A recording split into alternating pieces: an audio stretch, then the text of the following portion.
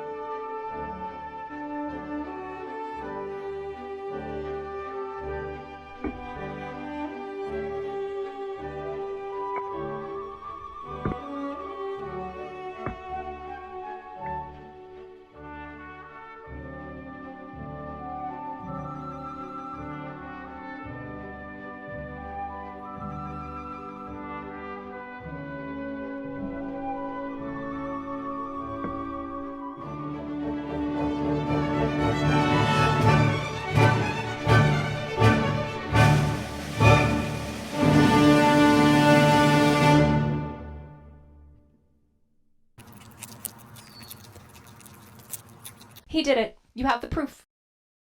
And remember, folks, it's not just science, it's Furscience! So here we go.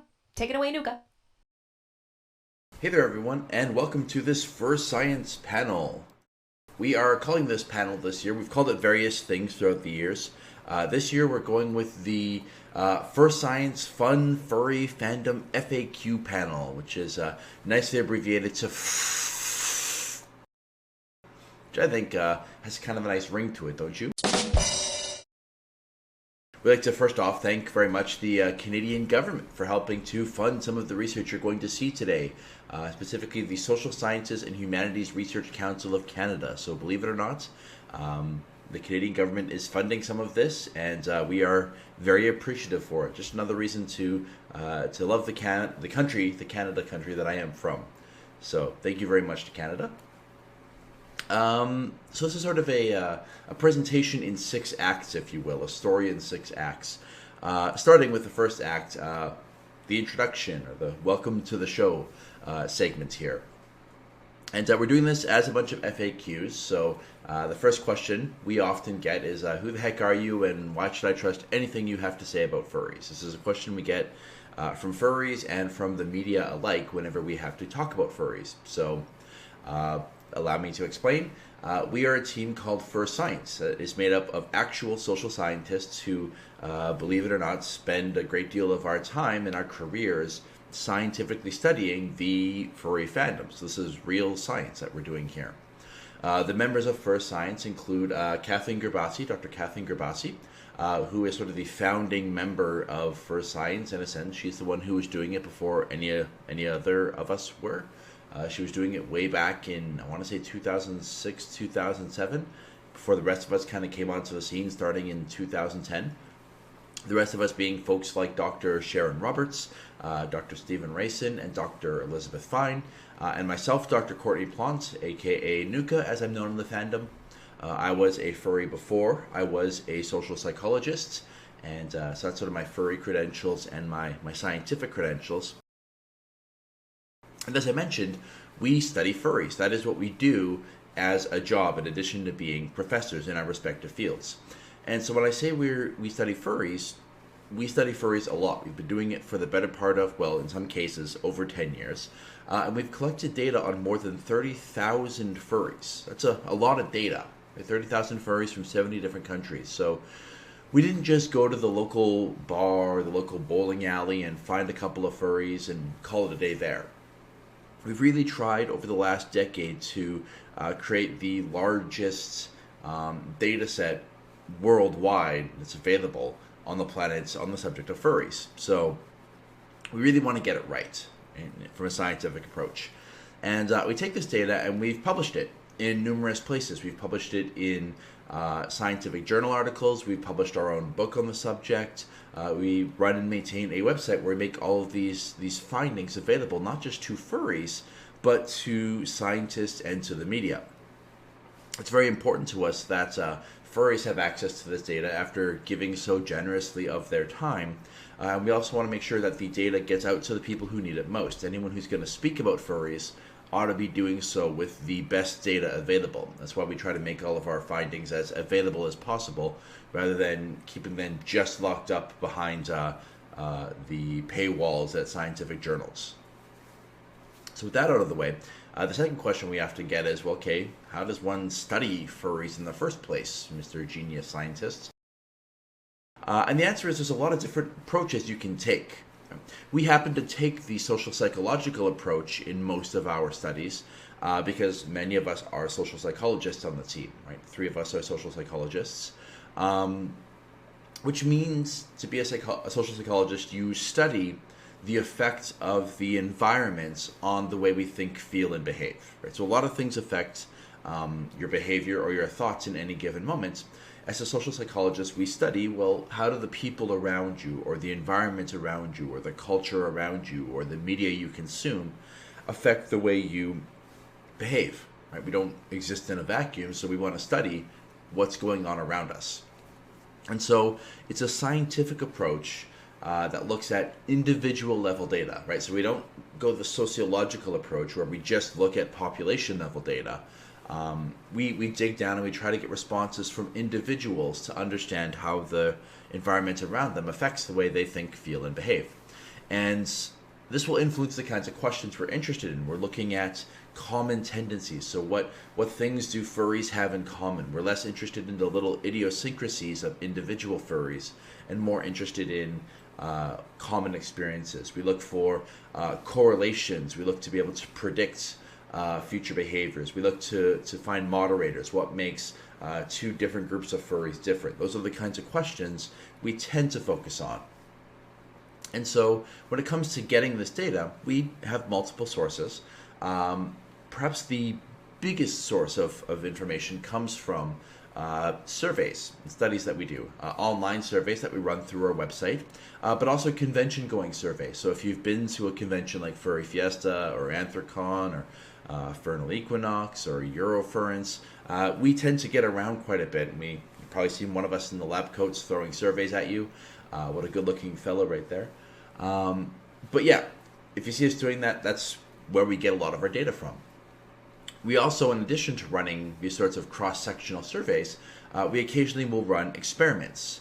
Again, sometimes we'll build them into our surveys themselves. There'll be different versions of the surveys with slightly different wording or questions in different orders. Or we'll have computerized tasks. We've actually brought entire computer labs to a furry convention to measure things like reaction times, for example. We'll do longitudinal studies where we tracked furries over 6 or 7 years, watch the same furries to see how they change over time. And occasionally we'll even supplement this with more qualitative data, which is detail-rich data on a small number of people, right? So focus groups and interviews to help us sort of paint a complete picture with all of the rich detail that sometimes gets lost in things like survey questions. Which is important to note that the perspective that we have in studying furries is just one perspective, right? We are talking about primarily a social psychological perspective. We do not claim to have the monopoly of knowledge on furries. In fact, in the last year or so, we've been blessed to have numerous other furry scholars come up on our radar, right? People who've been doing it for a number of years themselves, including historians and anthropologists and critical gender theorists and people who study media and all sorts of different perspectives. And they're all equally valid, right? So we don't want to claim to be the only game in town studying furries. We're just going to talk about sort of our perspective today. Right? We're not going to try to speak for other perspectives. This is just the perspective of a bunch of social psychologists studying furries. And what we're presenting here is some caveats to being a social psychological perspective. One is that we are going to talk predominantly about aggregated data or group level data or averages, which means that one of the downsides to that is nuance gets lost. Right? The average furry or the average person in this picture is wearing a fursuit, right? But by extension, by saying that, we miss the fact that, well, one of them is wearing a really cool spacesuit, right? So one of the results of aggregating data is we lose some of the nuance, and that's where some of these other fields are fantastic and excel. So please keep in mind that just because we're talking about aggregated data, if you don't feel represented in that average, that doesn't mean that you don't exist or that we're suggesting you don't exist. It's just the way psychology works is by looking for what we have in common. Other fields look for idiosyncrasies. It's also worth noting, we sometimes get criticized by people who say, well, all you're showing are basic averages and stuff. That's not really very compelling. Please keep in mind that for every page of stats you see here, we've got 20 or 30 pages that we're not showing. Right? There's plenty of really ugly, nitty-gritty statistics behind the scenes that we don't show because most folks don't have a degree in statistics. We tend to forego the gory details because a lot of folks just don't like the math or don't understand it. But trust me, we understand structural equation modeling and multiple regression and MANOVAs. We understand all of that stuff and we use it in our scientific papers. But for what you're going to see today, it's kind of the cleaned up, simplified version for folks who don't like math too much. And just a final caveat, the questions that we're presenting today come from a mixture of our own curiosity and the curiosity of furries. When I can remember where it came from, I will let you know. But in many cases, some of our best questions came from the furry fandom itself. So, the fandom influences our work and we influence the fandom in turn. And I want to emphasize again that we're not alone in studying furries. Some of the data I'm going to show today come from other sources, furries from around the world who have taken our studies or run their own studies in their countries, in their own respective languages, and have helped to supplement some of our data with to give us a more global perspective right? So people like Mikhail Dmitrievich Danilov, who is a sociology master's student at Belarusian State University, has very kindly shared some of their data with us on the subject of sort of what Russian furries look like, or furries in sort of the eastern part of Europe. We also have Gao, a furry in Southeast Asia, who has generously provided a data set from Southeast Asian furries to again give us a bit of perspective here. So the point is, we love data, we can't get enough of it, and hopefully you find it as interesting as we do in this talk today. So one of the questions we get is, well, okay, do you study fans or fandoms, right? You might have heard these terms used before. Which one do we study? And the answer is, well, both actually. There is a distinction that we make in the psychological literature between fans and fandoms. We sometimes call it fanship and fandom. Fanship is all about what you do as a fan and how big of a fan you are, right? So we can see here in this picture, this person is clearly a big fan of Pokemon. They spend a great deal of their time and their money on Pokemon related stuff. They're a huge Pokemon fan. Fandom, in contrast, isn't about how big of a fan you are, but how strongly you identify with the fan community, right? So these people here apparently like to be around other fans of Pokemon. So they have a sense of fandom. And you might say, well, isn't this just splitting theoretical hairs, right? Aren't you just sort of quibbling over semantics? And the answer is no, because these differences actually make a difference, right? We know that fanship and fandom are often correlated. Usually a person who is a big part of the fan community also tends to be a person who's a big fan of the content themselves, but it's not perfect one-to-one. It's entirely possible to be high in fanship and low in fandom. The person who watches shows by themselves and documents all the little nuances of it, but doesn't like to talk to other fans. Or conversely, a person who's not really the biggest fan, but they just like being in the community. Right? Those folks absolutely exist. So they're not quite the same thing. We can't treat fandom and fanship as the same thing. And what's more, making this distinction matters because we know that they predict different outcomes. We know, for example, that fandom is strongly tied to a person's well-being, whereas fanship is largely unrelated to a person's well-being. And so that's just one of the many ways that studying them separately is important if you want to understand how we are affected by it. So with that in mind, we're going to look at them separately, starting with fanship in part 2 and fandom in part 3. Starting with fanship, what does it mean to be a fan, and what do fans do, and what makes a person a bigger fan? We'll start off the very basics. What is a furry? And if we're going to study fanship and furry fandom, let's make sure we are all on the same page when describing what a fan is. And from our perspective, furries are fans. That's our social psychological perspective. Other furries will have other definitions of what being a furry is, and that's perfectly fine. Perfectly valid. The perspective we take is, well, furries are predominantly fans. Specifically, fans of media that involves anthropomorphized animal characters, so animals that walk and talk and do human things. But it's not enough just to watch it. Your grandmother might have watched Zootopia and said, oh, that was a cute film. That doesn't make grandma a furry. You have to like it enough that you define yourself by it, right? So I liked Star Wars as a movie, but I liked it and then turned it off and walked away and never really thought about it again. Right? So I wouldn't call myself a Star Wars fan. But if I bought Star Wars merchandise and if I talked to my friends about Star Wars and I hung out with other Star Wars fans, then I might like it enough that I define myself by that interest. So it's an identity just as much as it is an interest, an identity that features, among other things, consuming a lot of furry media, which raises the question, well, what do you mean furry media? As it turns out, furry media consists of a lot of different stuff. Everything from TV shows to video games to board games to radio programs to puppetry to a presence on Second Life, you name it. Whatever medium you're into, there's probably some furry-related spin-off of it. Which leads to interesting categorical questions about, well, okay, what counts and doesn't count as furry media? One of the big ones being, well, okay, what about shows like My Little Pony that have their own separate fandom? Are bronies, or adult fans of My Little Pony, are they furries? To which our answer would be, well, they could be if they chose to identify that way. there is considerable overlap between the furry and brony fandoms, both in terms of content and in terms of just group membership. We know, for example, that 9% of furries call themselves bronies. This number was higher back when the show was first getting started. It was as high as about 20%. We also know from studying bronies that about 20% of bronies are furries. So there is some overlap between those fan cultures. Although some bronies might bristle a little bit about being called furries. They would say, no, I like just this one show. I don't like all furry media. However, we think that this might change in the future with the last generation of My Little Pony, Generation 4, having just come to an end and a new one looming on the horizon that may or may not be as good.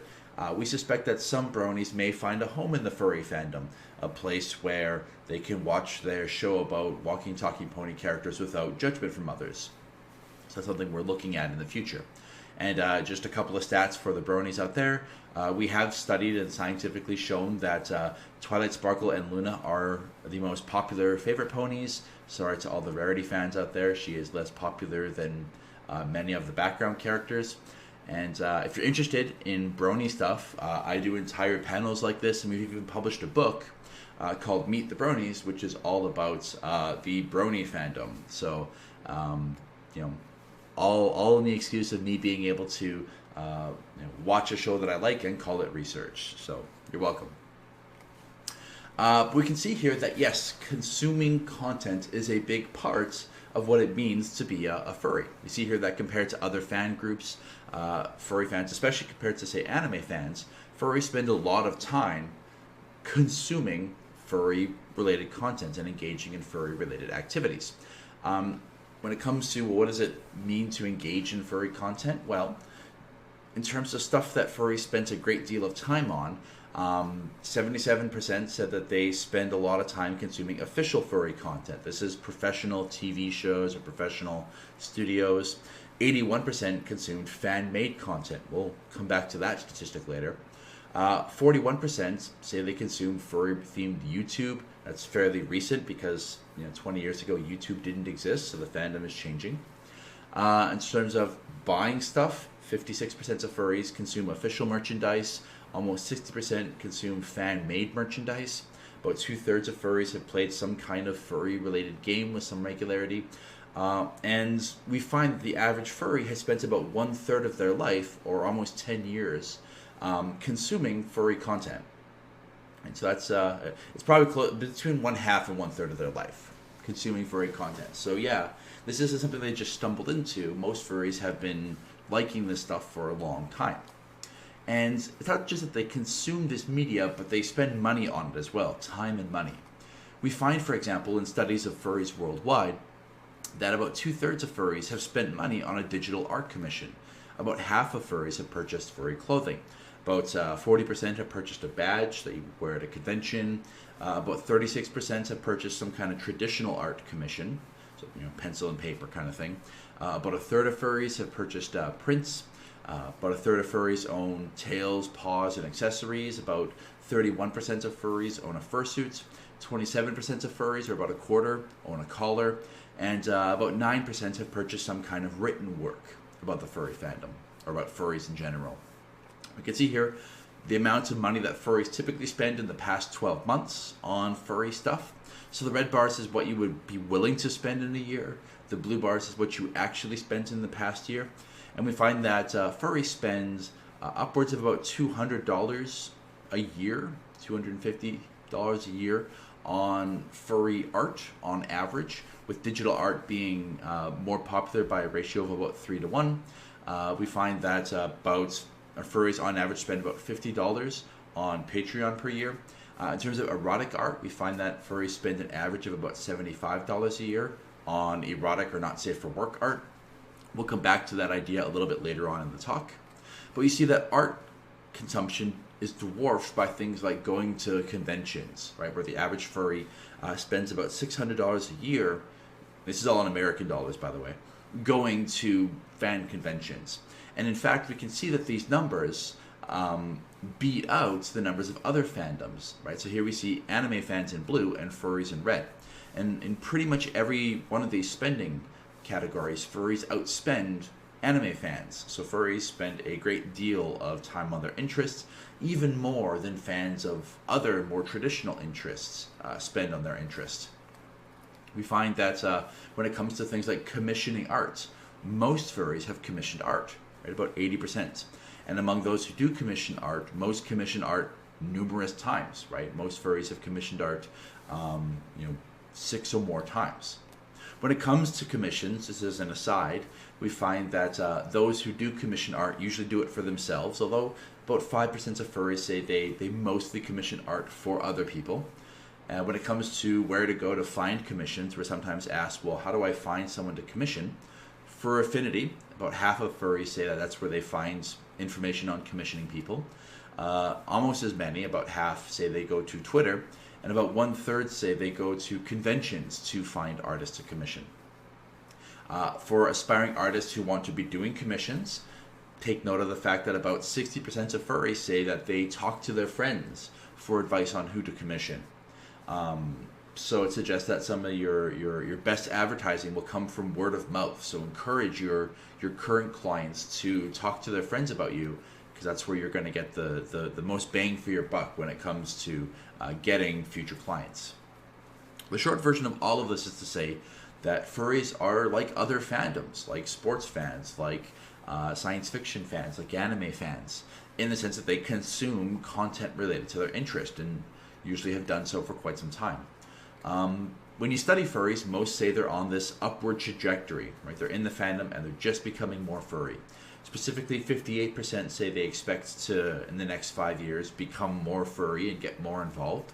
About 28% expect to stay the same, and about 13 or 14% say they expect to sort of go down in the next few years and expect to become less furry as time goes on. So most furries are here and expect to be here for the long haul. So, okay, furries like furry stuff, but why do they like furry stuff specifically? What is it about furry content that they like? So we asked them. In one of our surveys, we gave a whole bunch of reasons why furries might like furry content.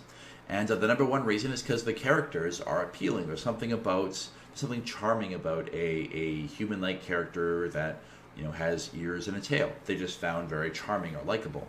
The second most common reason was the creativity involved and the fantasy aspect of it. Number 3 was they just like animals, and so they like seeing animals that can walk and talk to us. The fourth reason, the characters are cute, and related to that, the characters are attractive looking in the sense that they are beautiful, and there's a certain amount of artistic ability involved in creating them. Surprisingly, some of the reasons that people would assume were the most popular reasons didn't really arise. Reasons like nostalgia, for example, right? Yes, a lot of the furry content looks like the cartoons of yesteryear that we grew up with, but that doesn't seem to be what makes them so charming to us. There's something beyond that, something that created that initial spark. And it's a good example of why it's useful to have data from other regions. We have here some data from GAO, which looks at furries from Southeast Asian countries, and you see that many of the same reasons for liking furry content appear there as well. Appealing characters, cuteness, creativity, a love of animals, those are just as important a reason for furries around the world. And notice in Japan, the number 3 reason is sex appeal. We're going to come back to Japan in a little bit, but this is not unusual for Japan, which seems to have a slightly different flavor to their part of the nature of their facet of the furry fandom, so to speak. We also note that furries tend to get particularly immersed in a story if it's got furry characters in it. So when we ask furries about furry media, they tend to say that they find it more immersive than non-furry media. Take the same story but slap an anthro character in it and furries are suddenly into it. And in fact, the effect is even stronger the more furry you are. Right?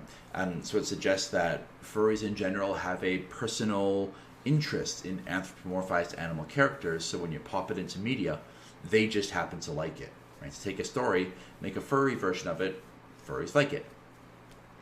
FAQ number 7, do furries just consume? To this point, we've talked about furries as consumers of art and television and radio and music and writing.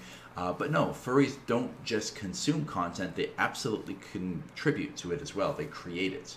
The fandom is what we call a participatory fandom, in the sense that no one person creates all the content for everyone. It's not like a Star Wars or a Harry Potter, where a handful of people decide the content and what's canon for everyone. There are thousands of small independent content creators in the fandom. We find, for example, that about 1 in 3 furries is a visual artist, about 1 in 5 is a writer, again about 17 or 18% are musicians, and 7% are YouTubers. Right? So a lot of furries are creating a lot of content for a lot of people. Sort of a cottage industry of small independent creators. Among those artists, we find that they're more likely to be women than men, and in fact we find that trans or non-binary people are especially likely to be represented among artists. We tend to find that despite this, a lot of furries are terrible at guessing the gender of an artist from their art. This is a question that a furry asked us a few years ago. We tested it and found that you might as well roll a die to try to guess an artist's gender from their art. There doesn't really seem to be any way to predict it consistently. When we talk to artists, they say that they were usually artists before they were furries. They tend to congregate or hang around with other artists. And despite the idea, again, that the fandom is predominantly some kind of a kink or a fetish, only about 18% of artists say that the work they produce is predominantly erotic in nature. We'll again revisit that idea in its own FAQ a little bit later. But illustrating just how decentralized the furry fandom is, when we asked furries, hey, list off your favorite content creators, we got a list of more than 17 or 1800 different artists and creators. You'll notice here that again, the fandom, which is often associated with visual art, the #1 content creator, by popularity, is a musician, right, and a fursuiter and YouTuber.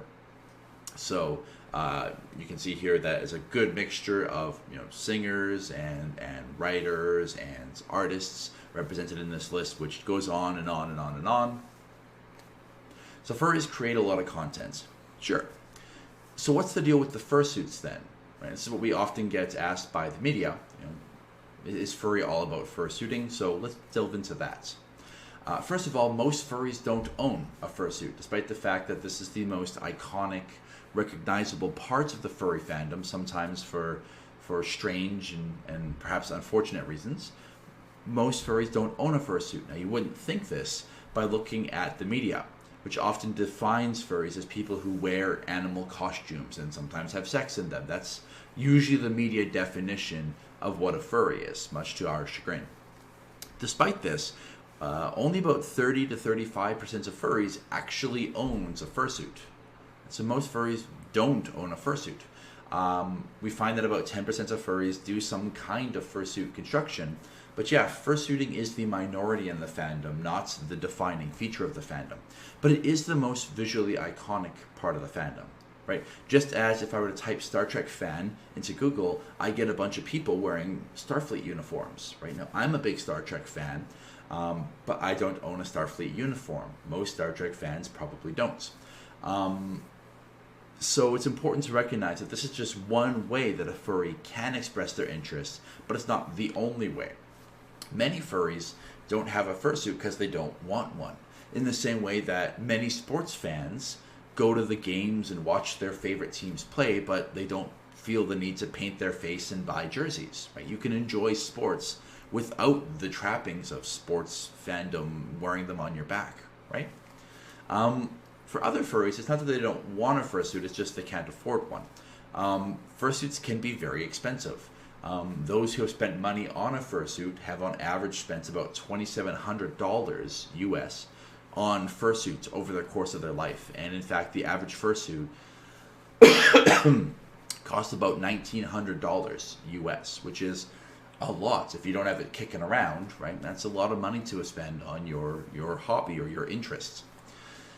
We've looked at whether or not those who have a fursuit differ from those furries who do not. They differ in some ways. They tend to be higher in fanship, which does not necessarily mean they're bigger furries per se, just by having a fursuit. What it means is that if you're not very big into the fandom, you're unlikely to drop $2,000 on some part of the fandom, right? I only kind of like Star Wars as a film, so I'm not going to go out and spend $2,000 to buy a full set of Star Wars Stormtrooper uniform. Women are more likely proportionately to fursuit than men are. Fursuiters tend to have more active fantasy lives than non-suitors do. They tend to be less likely to describe the fandom as a fetish. Again, we'll come back to that later, but sort of shooting down the misconception that people who put on fursuits are there to have sex in them, they're actually less likely to fetishize the fandom. Those who wear fursuits drink more, and I'm not just talking water, although if you fursuit, stay hydrated, my friends. But they do drink alcohol about 50% more, so they like to party a bit. And a lot of fursuiters say that they have problems socializing outside of the suit. So a little bit of research we've done studying sort of the motivation of fursuiters or what drives fursuiters. Question number 9, let's talk about fursonas. Most furries have a fursona that is an anthropomorphized animal representation of themselves. Here we see Boozy Badger, a lawyer that was kind of adopted by the fandom. That's his fursona there. I, of course, have mine, the Nuka, the cat in a lab coat that throws surveys at people. And furries are infinitely creative, sometimes to a fault, when it comes to creating these fursonas for themselves. Most furries do it. We find that about 95% of furries have had at least one fursona. When they have had more than one fursona, usually it's in a serial fashion, so one, and then over time they might change and get a different one and replace it. It's a little bit rare to find furries who have more than one fursona at a given time, although that said, I would say about 25 or so percent of furries do say they have more than one fursona at any given time. Usually it's a matter of mindset or headspace that day. But it's important to know that this sort of flies in the face of what a lot of lay people think, where you wake up and decide, oh, I'll be a dog today and a cat tomorrow and a wolf next week. It's not really how it works. We find that this is also pretty much the case around the world. We find that in Malaysia, Taiwan, Thailand, most furries have a fursona. Japan, again, being sort of the different one in this case, suggesting the nature of the furry fandom might be different in Japan than it is in the rest of the world. We find that a lot of furries put a lot of themselves into their fursonas. Fursonas are very meaningful, which is why furries often don't have 20 of them, or why furries don't change them on a dime, in many cases. We find, for example, that when you ask furries, is your fursona like you? Most furries say, yeah, it's fairly identical to me. It's basically me, but with some ears and a tail or something. I have here as an example Violet J from the Insane Clown Posse, for those who know. His daughter is a furry, and like a good father, he got involved in his daughter's interest and actually had a fursuit made of him. And you can see here, it's no surprise that Violet J's fursona very much resembles Violet J's stage persona as a musician. And so furries put a lot of themselves into their fursonas. This is not just a North American thing. Again, around Southeast Asia, we tend to find this similar trait, Japan being sort of the odd one out again. But worldwide, most furries tend to say their fursonas are very similar to themselves. And in fact, when you compare to other fandoms, like the anime fandom or the brony fandom, furries, perhaps more than anyone else, put themselves most strongly into their characters, their OCs, their avatars or representations of themselves. To that end, most furries create fursonas that are like them, but slightly better, right? Better looking, stronger, happier, funnier versions of themselves. When we ask furries about this, look at the blue bars, we see that most furries say that their fursonas are idealized versions of themselves, right? Me, but better looking, funnier, happier, better. It's very rare to find furries who say that their fursona is a worse version of themselves. Not impossible or unheard of, but less common. Many furries borrow elements of other fursonas, right? So when you're creating your fursona, you might be inspired by some other fursona that really spoke to you. In fact, we find that most furries disagree with the idea that you shouldn't take inspiration from other fursonas. Furries say, no, go ahead and take inspiration from other fursonas, right? That there are common species in the fandom. To say that, well, you can't be a wolf because there are other wolves in the fandom is silly. So most furries say, no, let others inspire you to create your fursona. In fact, most furries say that they would they consider it okay to take the best parts of other personas, whether it's markings or clothing or personality, and imbue it into their own. And in fact, furries say that they would be flattered if someone took aspects of their own persona and put it into their own persona. That said, most furries say they haven't done this themselves, but about 1 in 3 furries say that they're okay with the idea or have done so themselves. Which leads to the question, well, okay, when furries create these personas, why do they pick the species they do? And we can't really talk about that without talking about the species that furries pick.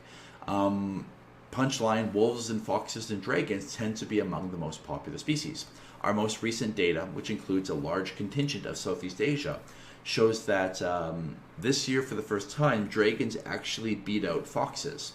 But wolves were number 1, as they always seem to be, no matter where you go. Every furry wants to be a wolf, apparently. You also see species like, dogs and cats, tigers, lions, deers, hyena, rabbits, among the most popular species. And about 14% of furries say that their persona species is actually a hybrid of 2 or more species. Now, these popular species aren't just a Western thing. Again, when you look at samples from around the world, we tend to find many of the same species pervade there. So wolves always seem to be number 1 no matter where you go, but then number 2 and 3 is usually shared between dogs, cats, dragons, or foxes.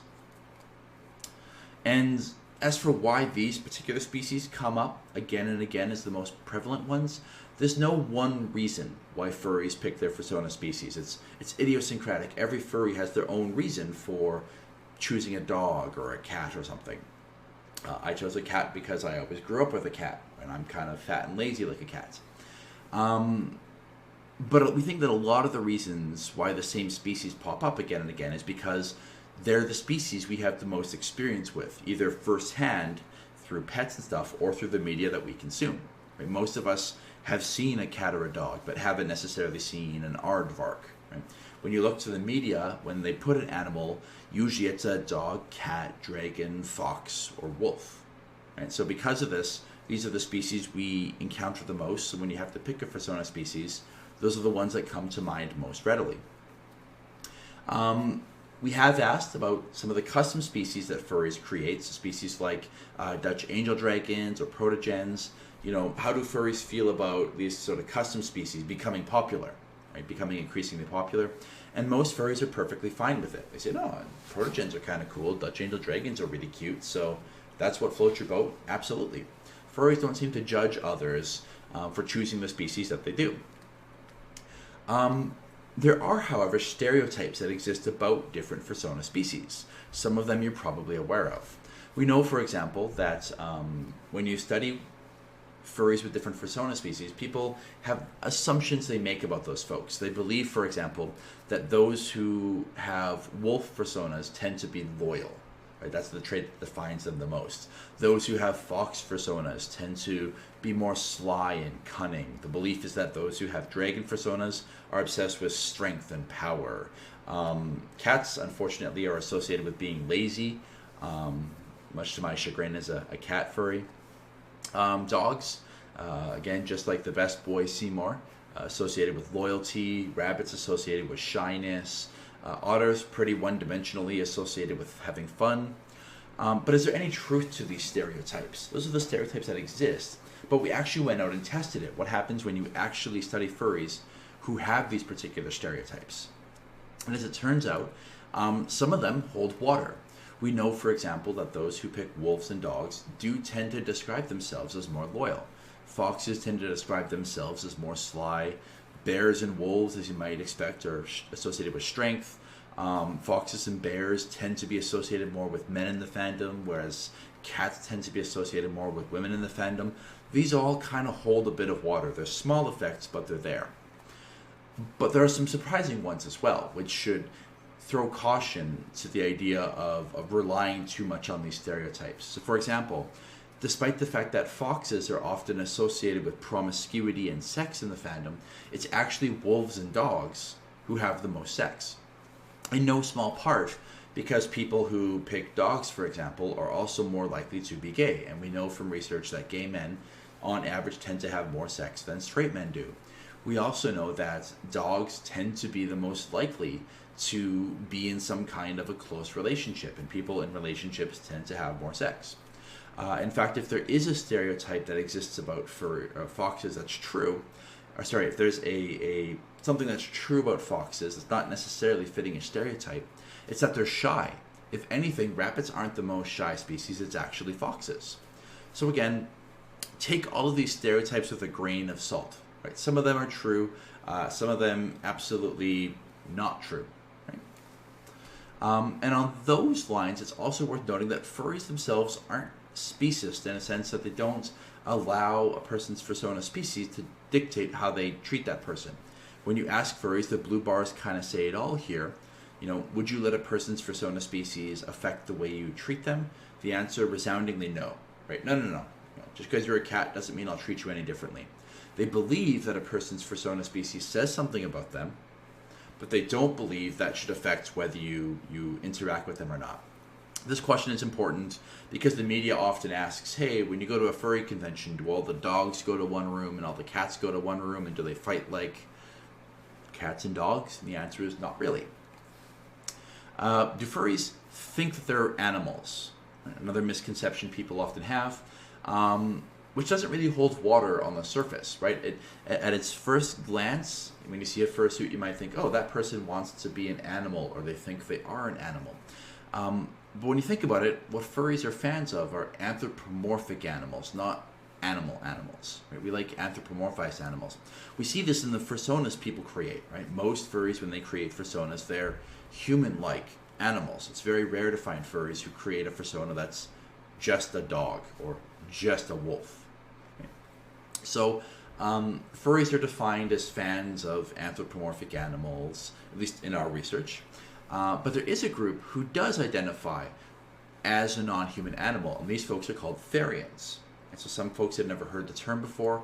The Therian is the term for a person who does think that there's something not entirely human about themselves. And this is a term that applies to about 7.5% of furries who say that there's something about themselves that's not entirely human.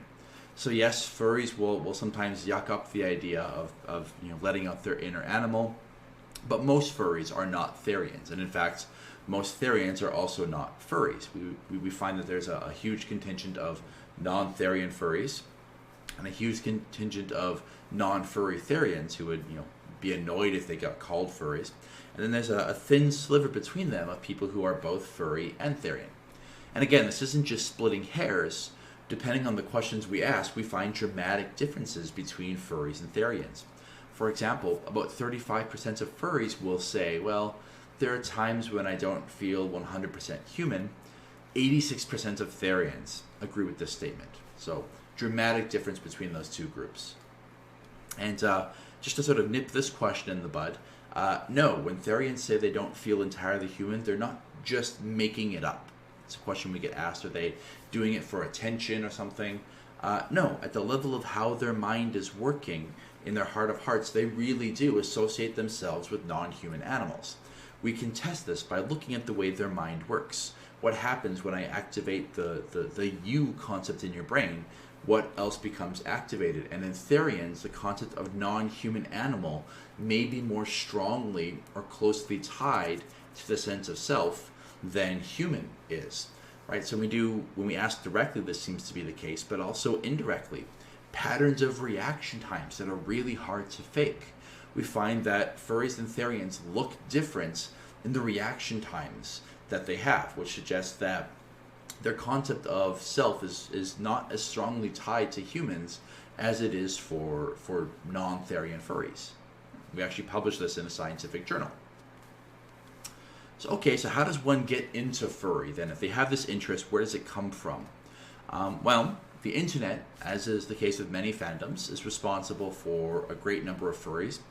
Friends getting them into content, being just exposed to the media itself. And we really can't talk about being exposed to furry media without talking about the elephant in the room, which is Disney. Some have suggested that Disney is responsible for more furries on the planet than anyone else. And there's a modicum of truth to that.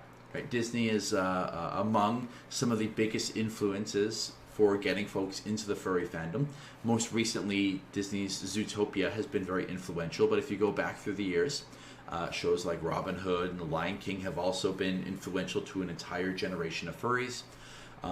So Disney does play a role in getting furries into the fandom, not just in Western culture, but also in some of the Southeast Asian samples, where again you see Robin Hood, and in Taiwan Disney's Aristocats, Zootopia, Lion King again, Balto, movies like this make their way and into the media and influence people who see them to like this stuff when they grow up.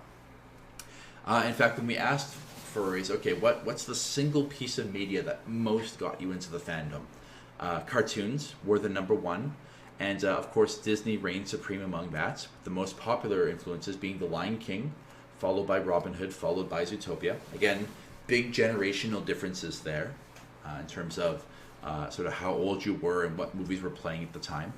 Pokemon, Digimon, and My Little Pony were also big influences. Beyond cartoons, video games were the next most popular source, with Sonic being the most influential of them, followed by games like Star Fox and Spyro and Furcadia. Among books, Warrior Cats, Redwall, Animorphs appeared quite common as influences. This is surprising to me. I read Watership Down as a kid and had nightmares about it, and if anything, that might have delayed my getting into the furry fandom. Websites were also influential, so YouTube or Stumbling Upon Fur Affinity, and comics and webcomics were, in my case, this was the case as well, very influential to getting you into the fandom. So there's this idea when you study furries that we tend to reduce people down to nice, simple, convenient little boxes and labels. So is being furry the only thing that furries do? It's this idea that furries don't do anything besides being furry and wanting to get other people into furry.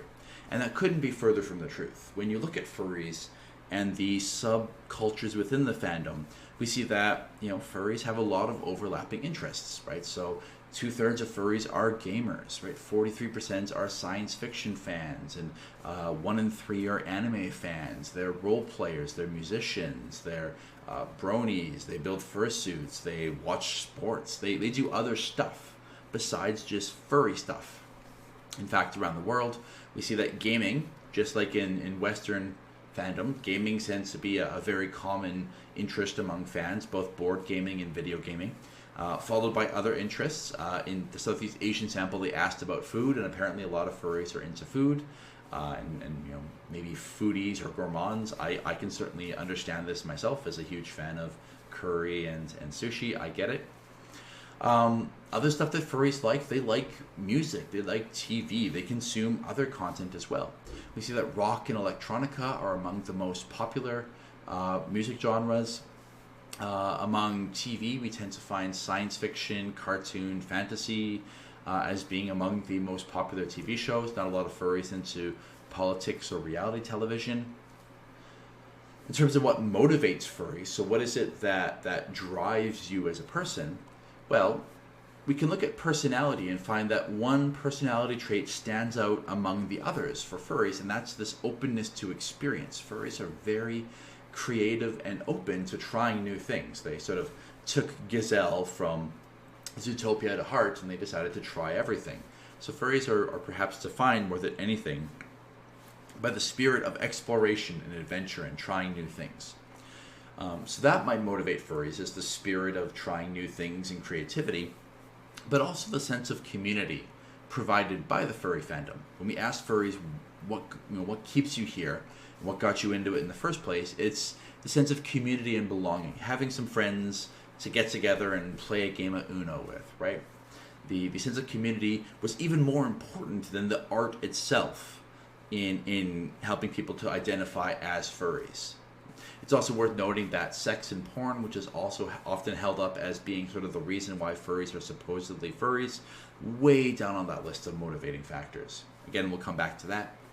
But compared to other fan groups, online anime fans, convention-going anime fans, sport fans, we find that furries really do strongly identify with their fan communities, which of course leads us to part 3, all about the fandom itself. So we'll spend some time talking about what the furry fandom itself looks like as a group of people if you were to take a snapshot. And the first thing you would notice is that this is a fairly young group of folks.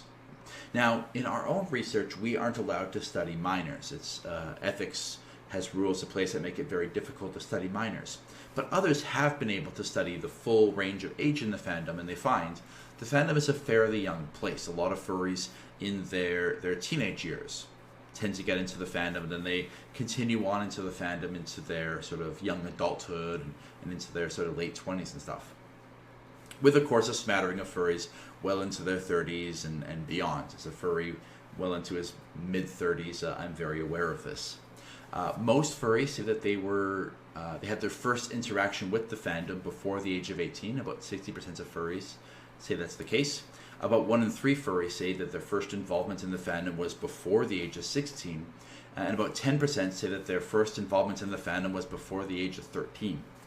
In our own data, we find much the same thing after the age of 18. There's this sort of fall off, this gradual falling off, where furries who got into it in their teenage years tend to be pretty into it in their 20s and slowly start to taper off. The term grey muzzle is sometimes used to describe older furries in the fandom. It's a term they often use to describe themselves, so it's not a term of insult or derision. About 14% of furries would call themselves grey muzzles.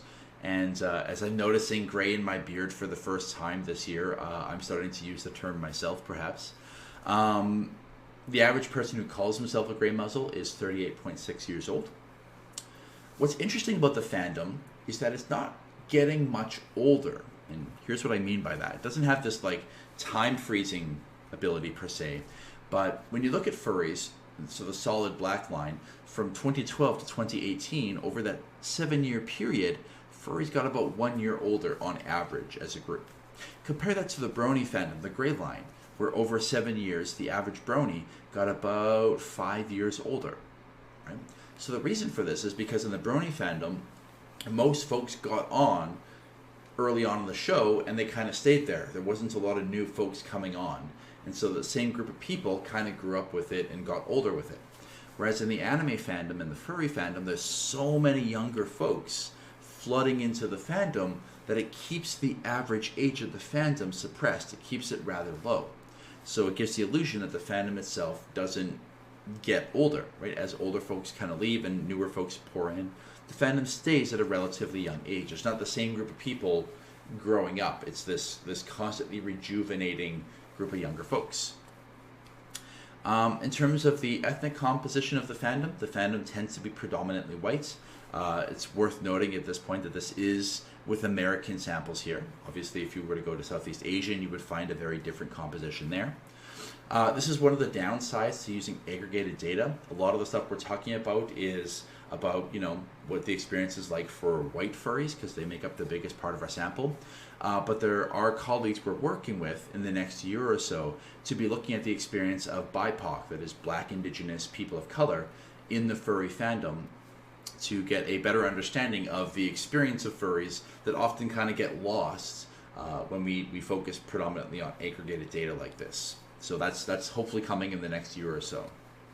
In terms of the religious affiliation of the furry fandom, we find that it is about a quarter Christian, about 1/3 is atheist or agnostic, about 11% pagan or Wiccan, and then a smattering of everything else. This again largely varies based on location. In North America, where the sample came from, it represents the popular demographics among younger folks there. But if you go to Southeast Asia, you'll find places where atheism is the most prominent component of the furry fandom, or being Buddhist, or being Christian, right? So, or even Muslim in the case of Malaysia is one of the prominent groups there. So it depends on where you are, the religious composition of the fandom. Politically, the fandom tends to lean quite a bit towards the liberal side of the scale. We've actually asked furries about their political leanings in a fairly elaborate survey. Apologies in advance, this tends to be a fairly American-centric sample, this one, which is why we use terms like Republicans and Democrats. But we see here that the label most used by furries was liberal, followed by independent and Democrat, which tends to be the more liberal party in the United States.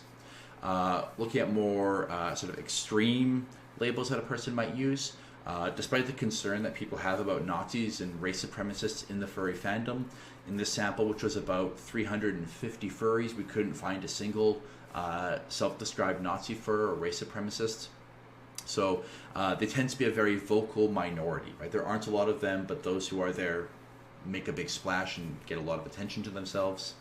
When you look at a scale from socially liberal to socially conservative, social liberalism being supporting gay rights and trans rights and stuff like that, furries tend to overwhelmingly be on the side of liberalism. Not a lot of really, really staunch conservatives in the fandom, although there are some. When it comes to economic liberalism or conservatism, so this is economic liberalism is the idea of increasing the minimum wage, providing more paid health care, that sort of thing. The fandom tends to be very divided on that. So furries tend to be socially rather liberal, economically very moderate and kind of all over the board. In terms of their belief in state power, furries tend to be rather moderate in this as well. Somewhere quite in the middle between no state power whatsoever, complete anarchy, or complete state power, authoritarianism. Furries straddle that line pretty much down the middle, and not a lot of extremism there. There's a lot of discussion right now about free speech. In an era where people are concerned about cancel culture, we tend to find that furries tends to lean quite heavily towards free speech, with most furries being on the side of free speech and very few furries saying we should crack down and dramatically limit free speech. In terms of their educational background, we find that most furries are either currently going to college or have been to college in the past. So about 80% of furries have some kind of college experience or are currently going to college. And it should come as no surprise then that most furries are kind of nerdy. They do really well in school. Furries on average, average around a B plus A minus when it comes to school. When it comes to sex and gender in the fandom, we are guilty, like a lot of social scientists are, of oversimplifying. When we first started, we are guilty of having the male-female other box, which we don't do anymore. After a lot of input from LGBTQ activist groups, we have improved the way we ask these questions about sex and gender. We ask about them separately. We give people lots of options. We let people write in their own options. We ask about it in many different ways. The general gist, when you look across all these different ways, is that the fandom tends to be about 73% cis male, about 10% cis female, about 12% or 13% transgender, a number which is about 20 to 25 times higher than what you find in the general population. So lots of trans representation in the furry fandom. About 12.5% non-binary, about 5.6% gender fluid, and about 2.9% agender. So furries kind of run the whole gamut when it comes to gender expression.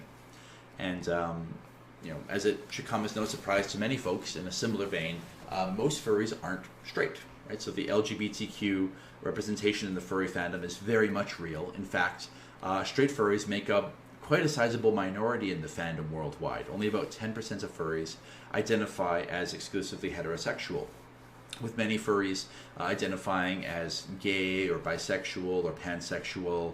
A sizable group of furries identifies as asexual or simply having no idea how they identify. Related to this idea is the question of relationships, and we find that many furries themselves are in relationships, whether they're straight relationships, gay relationships, or whatever you happen to be into. And we find, right, that just over half of furries are in some kind of relationship, whether it's dating, whether it's married or common law. Most furries have a significant other. It's worth noting here that almost 10% of furries, about 8 to 10%, identify as polyamorous, a number that's considerably higher than what you find in the general population. And God help us, furries are reproducing. About 4% of furries have kids. So, making the next generation of furries. Hi, everybody. Hi, Furry Fandom. Dr. Roberts here. I am sorry that I have interrupted Dr. Nuka's fabulous presentation. I'm sure you're enjoying it, as am I, but I thought we could just take a second to have a little chat. A lot of people ask us, how do we support Furscience? Well, the obvious thing is participate in our research, and we really thank you and appreciate that every time people do it. But the other way that people can really support Fur Science is by engaging in our social media. And by that I mean Twitter, Facebook, Instagram, and of course YouTube, by liking, sharing, and subscribing. Why? Why would that matter, you might ask? Well, our funders care about how we are disseminating information, and the more reach that we have through social media, the better we're doing our jobs. So please go to our social media. I'll wait right now. You go right ahead. Just go on YouTube. One eternity later. Excellent.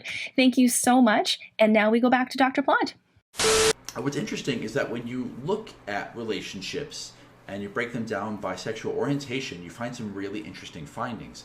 Namely, that if you are gay and in the furry fandom, there's a fairly good chance that you're going to find your partner in the furry fandom, which makes sense. If you're gay, there's a lot of gay furries around you. It's sort of a target-rich environment. Whereas if you're straight and in the fandom, it's far more likely that you have a partner who is not furry, right? And so you're sort of trying to either get them into the fandom, or it's your hobby and they have little interest in it. So again, depending on whether you're straight or gay, you may or may not find your significant other in the fandom. Among those who are in relationships, we tend to find that the furry thing tends to be more beneficial than harmful to the relationship by a factor of about 5 to 1. When furries are in relationships with each other, furry doesn't really come up as something they fight about. They're more likely to fight about things like money or the stuff that couples regularly argue about. When furry problems do arise in relationships, it's usually in the context of I'm a furry dating a non-furry. And even then, it tends to be fairly rare to find that furry is a problem in relationships. We do find that furries who are dating someone who's non-furry tend to have better relationships when that person is okay and accepting of the fact that you're a furry. In an open-ended fashion, we asked folks sort of what are some of the drawbacks when furry does get in the way of your relationship. How does it get in the way? And there are things like jealousy, right? So my partner's jealous of the time I'm spending in the furry fandom or other people in the furry fandom. My partner doesn't want to be associated with the stigma of dating a furry, right? They don't want that. They don't want their friends or family to know they're dating a furry. Problems with local fandom drama. So local fan groups can be kind of insulated and small. So if you dated someone then broke up, they're probably still in your local fan group. That can create some friction. Some have suggested that the fandom is a little bit too open towards polyamory or kinks. Not my opinion. That's just the position expressed by some people who say that, well, my partner really wants to get into polyamory, and that's really not my thing. But because the fandom's so accepting of it, that's causing a problem for us. A lack of partner interest. So I'm really into fandom, into the furry fandom. My partner's not, so I don't get to go out to events that I want to go to because they don't like it. Money, right? I want to spend money on going to a furry convention. My partner doesn't want me to. Or disagreements about specific content in the fandom, right? So issues that arise about specific creators or specific content. Partners might argue about that sort of thing. But again, those tend to be very, very rare. Far more often we find that furry has benefits, right? Things like, well, that's how I met my partner, or we shared these activities and that's what brings us closer together. It allows us to express some part of ourselves, to be open about ourselves. We're in a place where we can express our gender identity or our sexual orientation openly, so we don't have to hide the fact that we're gay, or I don't have to hide the fact that I'm trans, in a furry space. It's a place for us to meet friends who have a similar hobby. It allows us to be more confident, to become better people. It allows us to role play in a safe that encourages exploring facets of your identity. It provides social support for us, and for some folks, it's your job. If you're an artist or a content creator, that might be your job. So yeah, we see that the fandom impacts many facets of our lives, including the relationships we're in. Speaking of relationships, how do furries themselves meet up and interact with one another? Well, most of the interaction furries do is online. And so most of the time when we're talking about furries interacting, it's online, which kind of makes sense. Only about 1 in 5,000 people is a furry. So you're unlikely to just bump into them on the streets, right? Especially if they're not wearing a collar or something to identify themselves as furry. So most furries find one another online. In fact, about 80% of furries say they regularly use some kind of regional furry board or website. About 86% of furries say that they spend at least some of their time chatting with furs online using programs like Telegram or instant messaging programs, or I guess Instagram, although you don't do a lot of chatting on that.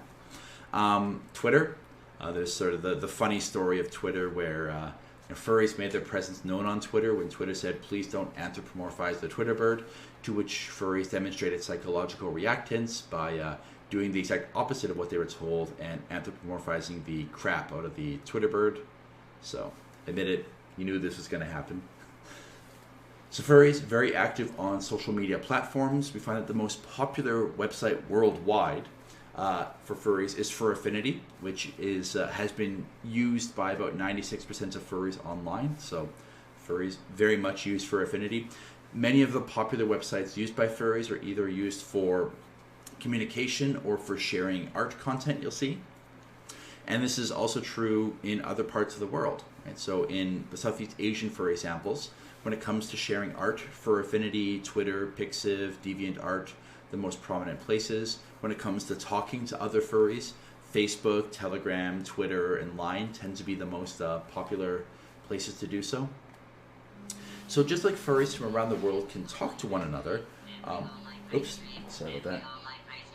Scared the heck out of me. That was my alarm. Where does it go? Yes, okay. So furry conventions are popular all around the world. So furries talk to one another around the world, and they go to conventions around the world.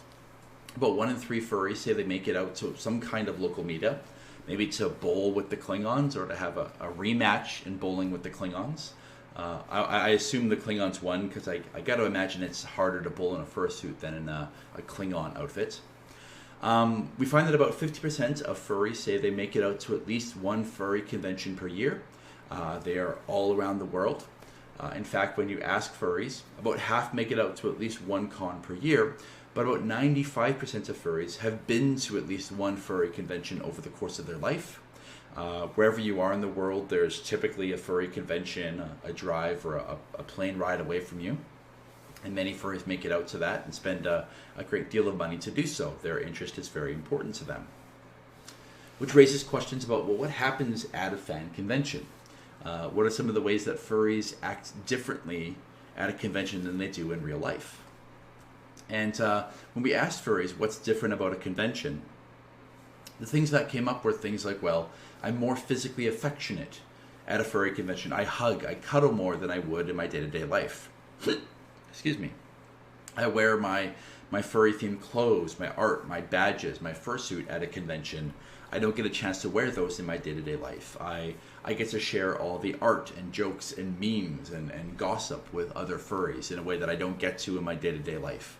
At furry conventions, furries tend to make animal noises or joke around and behave like animals in some ways. Often in kind of a joking or ironic sense. There's the Noah woo thing, so furries will start a howl around other furries at a convention, something you typically wouldn't do in your workplace. And in general, a lot of furries say that the fandom is a place where they can be more social than they otherwise would in their day-to-day life. So how does being among furries affect furries? I couldn't resist putting the Among Us joke in there, so very sorry. But it is worth asking, does being in and among the fandom change the way furries think and behave? Yeah, in several ways. One of which has to do with the norms of the fandom. A theory called social identity theory is a social psychological theory that argues that when you're in a group, the norms of that group affect the way you think and behave. You internalize them. So what are the norms in the furry fandom? Well, furries care about the well-being of animals. They're compassionate towards them. So many furries, when they see that, they internalize that themselves. Being part of the fandom solidifies your concern for the well-being of animals. Furries also tend to have norms of global citizenship, where we accept differences in one another, we care about one another, we're part of a global community, so we worry about things like the environment that affect us all. When furries are suffering somewhere else, we want to help them because we feel their pain.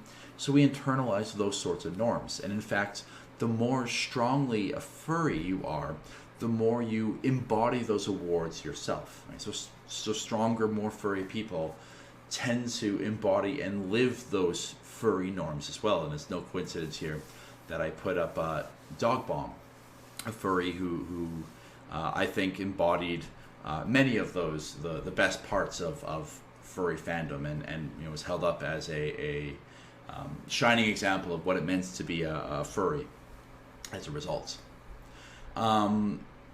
Drawing upon some analogous literature, there is research suggesting that, well, when you consume a lot of violent media, it can make you more aggressive. Well, as it turns out, other media have other effects as well. So, for example, we published a scientific journal article on the idea that consuming shows like My Little Pony with pro-social content might actually lead to more helping behavior. So I'm very proud of this particular paper, both because the title is called Letters from Equestria, and because I was able to slip into a scientific journal article the starting line, "Dear Princess Celestia, today I learned a great lesson about friendship," which, it's the little things, #career goals. But what we found in this study, where we compared My Little Pony fans to fans of Rooster Teeth and online YouTube content, viewing fandom, we found that those who watched more My Little Pony specifically also tended to be more empathic, and that this empathy was associated with things like charity, right? So again, the idea that the media you consume has norms in it, and we tend to internalize and live those norms. So it's no surprise that furries who consume media that involve animals and who have these norms about the importance of helping animals, most furries are charitable towards animal organizations. About 60% of furries say that they've donated money to animal charities in the past few years. So yeah, furries tend to internalize and live those norms, and that's one of the ways that furry affects us, right, is the norms we internalize.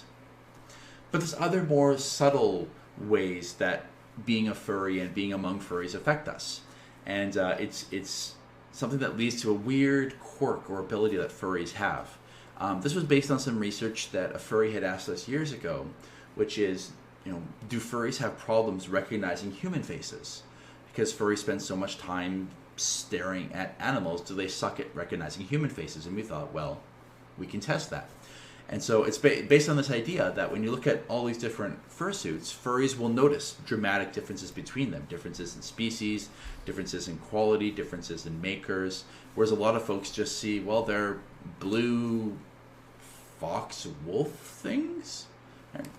And indeed, this distinction is what allows us to note differences between furries and non-furries. So we actually published this in a scientific journal where we compared furries to non-furries on tests that measured their ability to recognize furry faces, human faces, and fursuit faces.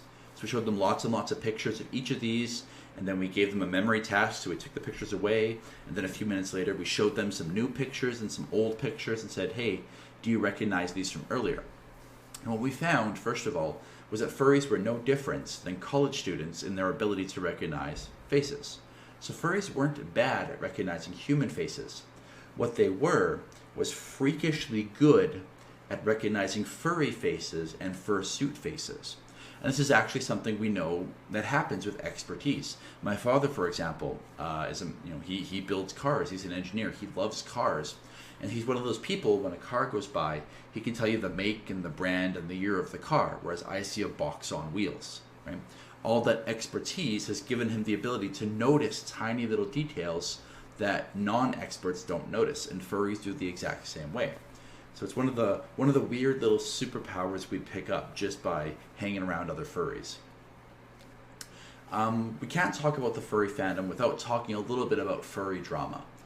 So is furry drama a thing? Yes, furry drama is absolutely, totally a thing. We have been working to scientifically define or operationalize drama. Our definition, which we've derived by asking hundreds and hundreds of fans to describe what drama meant, we've extracted 3 common features.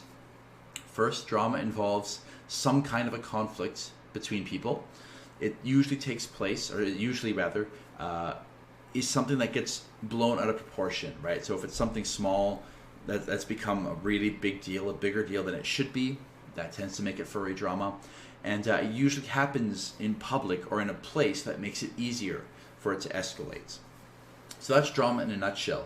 Little things that get blown out of proportion. It doesn't mean that every argument or every fight is drama. Sometimes a big reaction is justified. If a local furry beats someone up, right, and everyone kind of freaks out, well, you probably should freak out about that. That's, criminal assault. But we're talking about small things that get blown out of proportion. That's where drama resides. And it's easy to trivialize drama. It's easy to laugh and roll our eyes and say, drama, that's just a furry thing. But the reality is that drama is one of the leading factors driving furries out of the fandom. When you study furries who've left, drama is the number 2 reason why furries leave. So if we want to keep the fandom vibrant and keep around folks for the long run, it behooves us to pay a bit more attention to drama in the fandom and perhaps take the issue more seriously.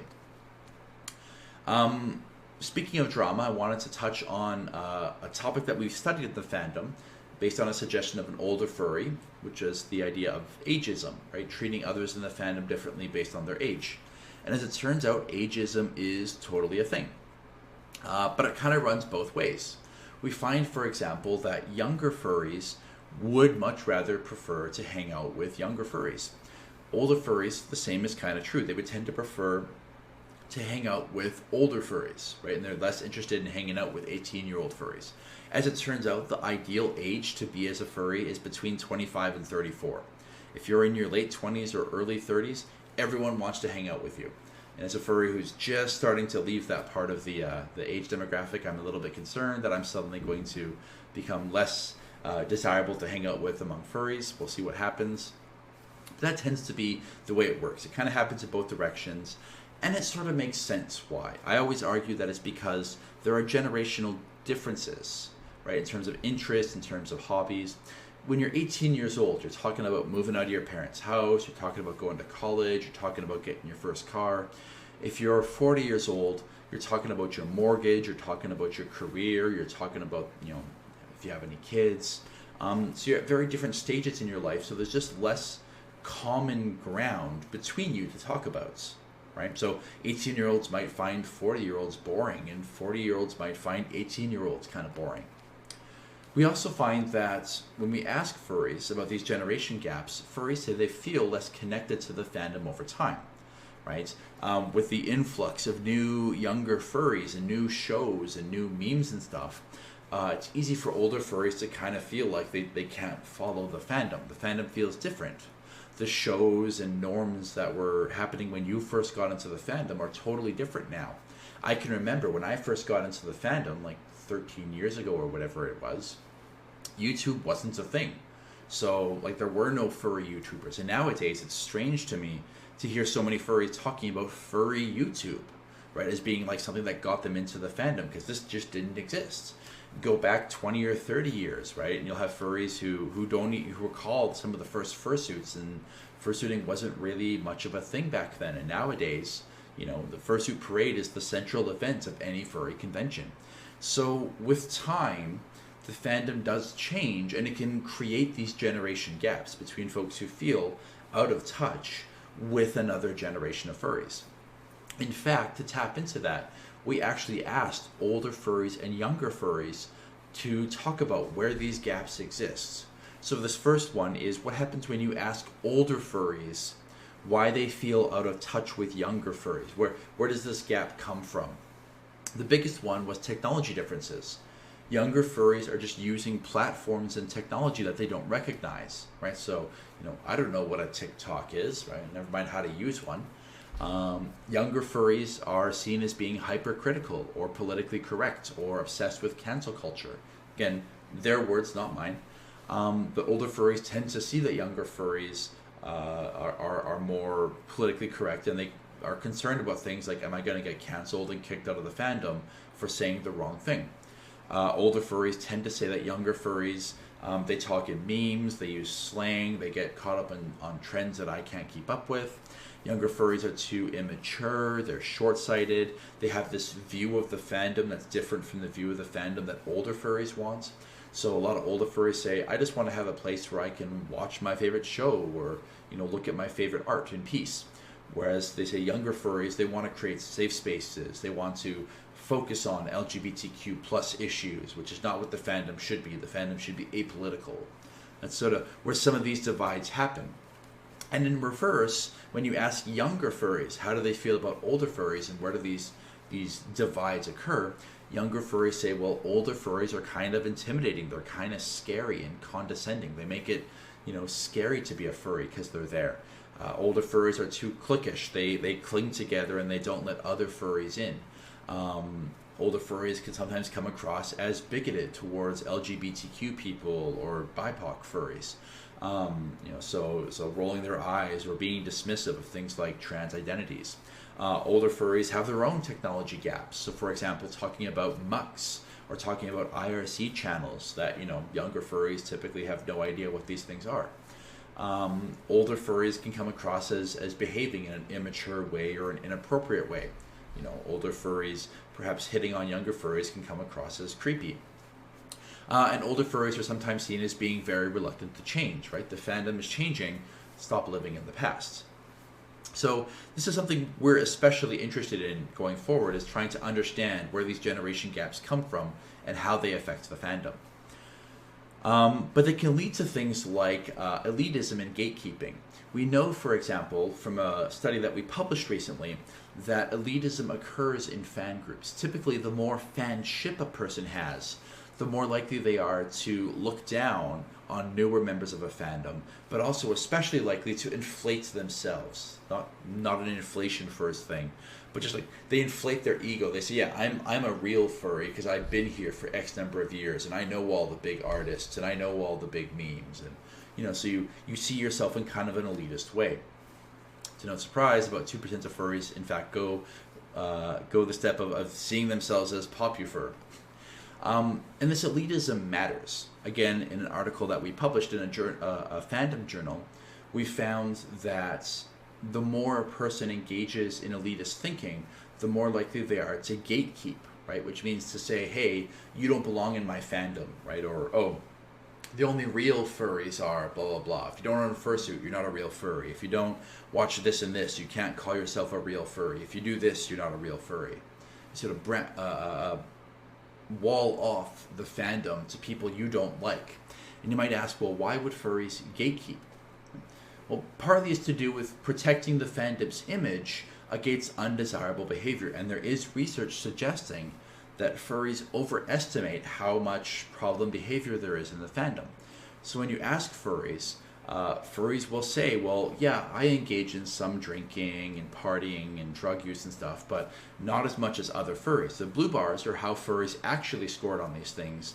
The orange bars are how furries assumed the average furry scored on these things. And you can see that furries often assume there's far more of this undesirable or questionable behavior in the fandom than there actually is. So this leads quite nicely into part 4 of this talk, which is all about misconceptions about furries. Right? One of the reasons we might gatekeep in the fandom is to try to dodge some of the misconceptions that people have about furries, to try to, no, we're not like that. So let's talk about some of these misconceptions, starting with number 20. Is furry a fetish? Is it all about sex? And so we are going to get into some of the sex stuff. It's not going to be graphic, but we are going to talk about things like porn. So if that topic makes you uncomfortable, you may want to go take a bathroom break or get a drink or something for a few minutes. So the reality is that furries like porn, but they're not motivated primarily by their interest in porn. That's the argument I'm going to put forward here. Starting with, yes, porn exists in the fandom. 96% of men in the fandom look at porn. 17% say the only porn they look at is furry themed. And about 78% of the women in the fandom look at porn. Again, about 2.2% say the only porn they look at is furry. We tend to find that men in the fandom have a more positive attitude towards porn than women in the fandom, who tend to be a bit more ambivalent. There's several reasons for it. One of the biggest ones might be the fact that the fandom is proportionately the biggest single demographic, maybe gay male furries, which means that a lot of the artwork is directed towards the male perspective, right? What do male furries want? So if you're a woman in the fandom, there may not be as much content for you, or it may have themes that just don't appeal to you, so you may be quite ambivalent. Other factors at play might be things like the objectification of women in the fandom, or some of the arts of the fandom can make it seem more uncomfortable, or some of the themes like sexual assaults, which may be portrayed in some of the artwork that might make people particularly uncomfortable. So these kinds of things can lead to some ambivalence or some differences in how positive people feel about porn in the fandom. But it can't be denied that most furries find furry porn attractive. When it comes to what is it they're attracted to, we can sort of hone in on it and find that furries are really attracted to anthropomorphic animal characters, right? So we see here on a 1 to 10 scale, furries really attracted to anthropomorphized animal characters. And in fact, most of them are attracted to fantasies that involve them being anthropomorphized animal characters. However, most furries are not attracted to real animals. This is something that's often lost in translation, where people say, oh, well, furries are people with an animal kink. They're zoophiles. Only about 5 to 10% of furries would strongly call themselves zoophiles or would identify as zoophiles. A number that may seem high, but when you compare it to the general population, right, between 7.5 and 15% of people are interested in zoophilia, so the number is pretty comparable. Furries certainly didn't invent the idea of zoophilia or sexual attraction to animals. When furries consume furry media, right, are they going straight for the porn? Not really. We see here, when you consume furry artwork, do you only look at the non-pornographic stuff or only look at the pornographic stuff? Furries are pretty much right down the middle. They don't really have much of a strong preference. If there is a preference, it skews slightly towards the pornographic side. This isn't unique to the furry fandom at all. We find that in a lot of different fan groups, people have their fan interests and they have an interest in sex in many cases, so they combine them. It's the reason why you see supermodels draped across the hood of cars. It's the reason why you see cheerleaders at a football game, right? People like their hobbies, people like sex, put them together, you got a great combination. Furries didn't invent the idea of sexualizing your fan interests. Go back to the 1970s and you can find people writing erotic fan fiction of Star Trek characters, right? Spock and Kirk fan fiction, erotic fan fiction. That was sort of the bulk of the fan fiction that was out there. So furry certainly didn't invent it. When asked, hey, is your interest in furry characters specifically driven by sexual attraction? Furries are kind of all over the board on this one. Some say, yeah, totally. The thing I like about them is that they're really good looking. Others say, no, I like them because they're cute, but not because they're sexual in any way. Furries kind of all over the board on this one. However, we do find that when you ask furries and other fans in general, is porn the reason why you're here? Right? The green bars say furries, not really, right? You could say that for about 15 to 20% of furries, yeah, it's probably a fetish for those folks, or it's predominantly motivated by sex for those folks. But for a lot of furries, right, the porn is there, but that's not the reason why they're here. That's not what drives their being a furry. In fact, we find that furries tend to overestimate a little bit the extent to which the average furry considers it to be a fetish. Most furries will say, it's not really a fetish, or if it is, it's very slightly a fetish for me. That's the red bars. But the blue bars, you see, most furries assume the average furry considers it to be a fetish, right? So again, in all of this, I should point out, this is not to fetish shame or kink shame. There's nothing wrong if you are sexually attracted to anthropomorphic animal characters. If you're sexually attracted to having sex in fursuits, there's nothing wrong with this. It just doesn't seem to hold water that this is what most furries are interested in, right? And in fact, this tends to be the case when you look around the world. The biggest motivation to be a furry is art, community, openness. Japan, again, it might be accurate to say in Japan, it may be accurate to call many furries fetishists in that regard, because fetishes and sexuality seems to much more strongly be propagated in the furry fandom in Japan. But in a lot of other places, sex really isn't a primary motivator of your interest in furry content or your being a furry. This is a large structural equation model that I built. I won't get into all the nitty-gritty details of it. I'll spare you that. But the point of this, and it's going to be published in a paper this year, The point of this is that this paper shows that when it comes to what makes you a furry, sex has little to do with it. In fact, the biggest drivers of being a furry is the non-sexual stuff. Right? So whether someone calls themselves a furry or not, and how much they call themselves a furry, that's driven entirely by non-sexual stuff. Right? The sexual interests that are there are not at all tied to whether or not you feel a connection to the fandom or whether you personally identify as a fan. It can predict things like how often you look at furry porn, but it doesn't predict things like how strong of a furry are you. So the point is that furry is a fandom for most furries, a fetish for some furries, but it would be wrong to define furry first and foremost as a fetish for furries. Right? That's the sort of take home from that. So to help dispel that misconception a little bit, furry is not all about sex. Are furries dysfunctional? Are they broken, maladjusted people?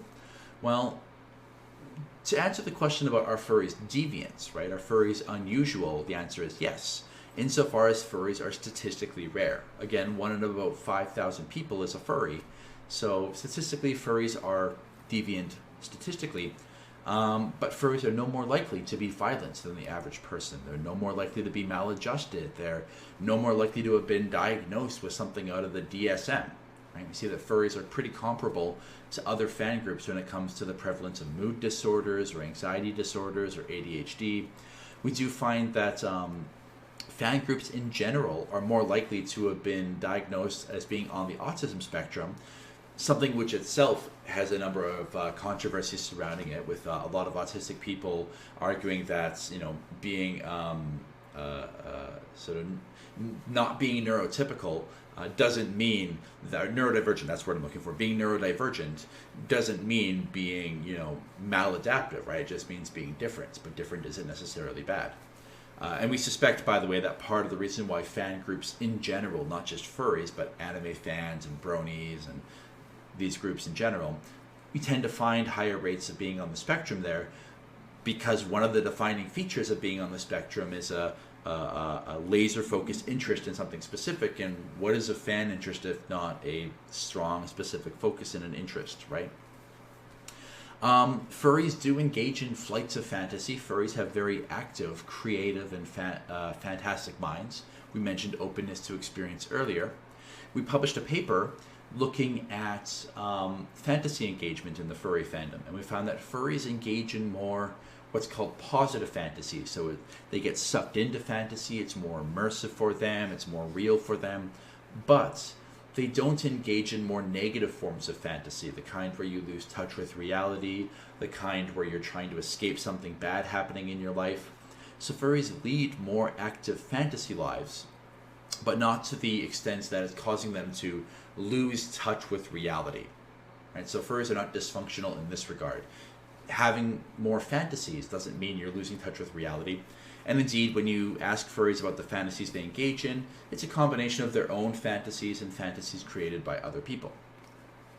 There's a stereotype of fans in general as being maladaptive, as living in their parents' basements, gaming and drinking energy drinks all day. There's a modicum of truth to that. Under the age of 24, furries, but also anime fans and bronies, predominantly live with their parents. Over the age of 24, they typically have moved out. And part of the reason for that is because of income. Right? We're going through a recession right now. We came out of a recession about 12 years ago. Many furries are going to college right now. And so the idea of moving out at the age of 18 when you're making less than $10,000 a year, it's just not feasible in this economy. That's not a fan thing. That's what it's like to be under 30 in this day and age thing. And indeed, we find that by the time furries are 30 years old, they're making $30,000, $40,000 a year on average, and they can afford to move out, so they do. In terms of the socioeconomic status of the fandom, we tend to see on this using this ladder model, furries tend to sort of run the gamut of the socioeconomic spectrum, with most furries being somewhere in the middle. So it's not that furries are overwhelmingly poor.